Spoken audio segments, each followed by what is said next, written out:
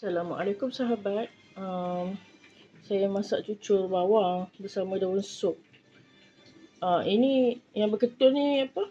Soda bikarbonat. Saya letak sikit je. Garam, cukup rasa, bawang putih, bawang merah dan serbuk kunyit lah. Serbuk kunyit satu sudu kecil je.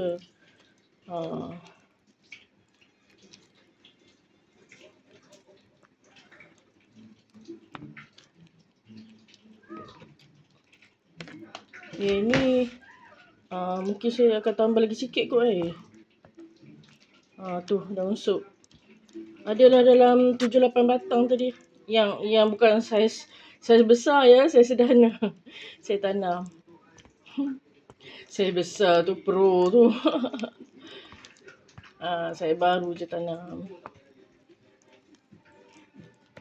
Itu pun hujan ni kan. Lagipun saya dah lama tak ambil kan. Tepung ni pun banyak stok sebab selama saya cedera kaki ni saya tak masak pun. Favourite saya ni cucur kan. Saya tengok tadi tepung dia bekas tu. dah buka ada lagi satu.